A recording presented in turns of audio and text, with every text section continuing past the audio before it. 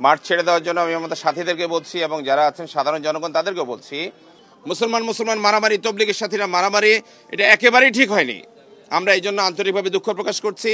যারা মারা গেছেন, আহত হয়েছেন, কোন পক্ষের কে ছিলেন না ছিলেন, এগুলো চেয়ে এই মুহূর্তে অনেক বেশি জরুরি।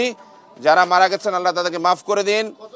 অন্য পক্ষ অনেক রকম সমস্যা তৈরি করতে পারেন এবং সেই জন্য তারা একটা বিশাল জনসংখ্যা নিয়ে মাঠের দিকে যাওয়ার চেষ্টা করছেন বা চেষ্টা করবেন।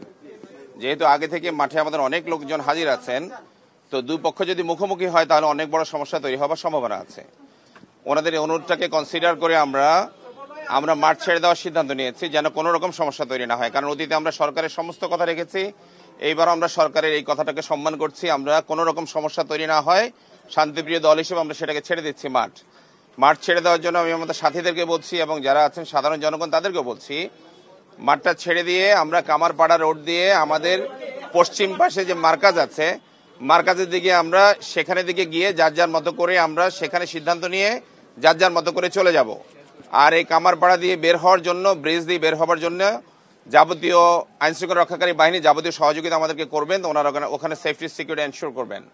আর এখন এখানে সিদ্ধান্ত হয়েছে সরকার নিজ দায়িত্বে মাঠটা নিয়ে নেবেন, কেউ মাঠের মধ্যে থাকবে না।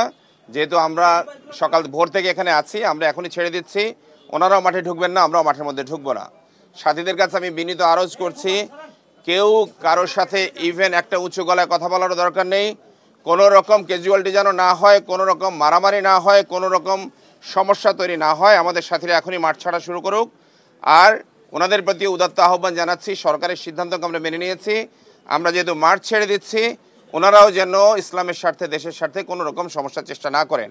ওনারাও যেন রাস্তার মধ্যে নেমে না আসেন বা কোনো উস্কানিমূলক বক্তব্য প্রচার না করেন। অ্যাজ ওয়েল অ্যাজ আমাদের পক্ষে সবাইকে বলছি, কেউ যেন কোনো রকম উস্কানিমূলক টেক্সট দেয়া থেকে শুরু করে কোনো রকম ভয়েস দেয়া, কোনো রকম লাইভে যাওয়া, ভুলও আপনারা এটা করবেন না।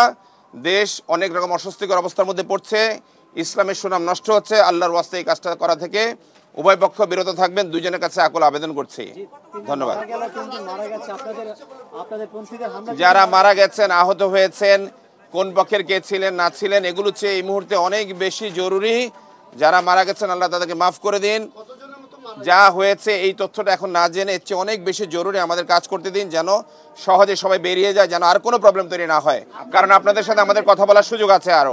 আপনারা একটা বলেছেন যে উনারা কারা? আপনি উনারা কারা? আপনার পরিচয়টা দিয়ে দিন। আমি শুরুতে বলেছি, আমি নিজামুদ্দিনের পক্ষ থেকে বলছি, মাওলানা সাদ সাহেবের অনুসারী।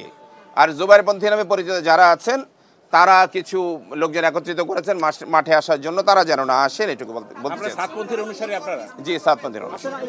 যেই ঘটনা হয়েছে কে দায়ী সেটা জরুরি নয়, অবশ্যই আমরা মুসলমান হিসেবে এবং দেশের নাগরিক হিসেবে দুঃখ প্রকাশ করছি এবং এটা একেবারে অনুচিত হয়েছে। যাই হয়েছে, মুসলমান মারামারি, তবলিগের সাথীরা মারামারি, এটা একেবারেই ঠিক হয়নি।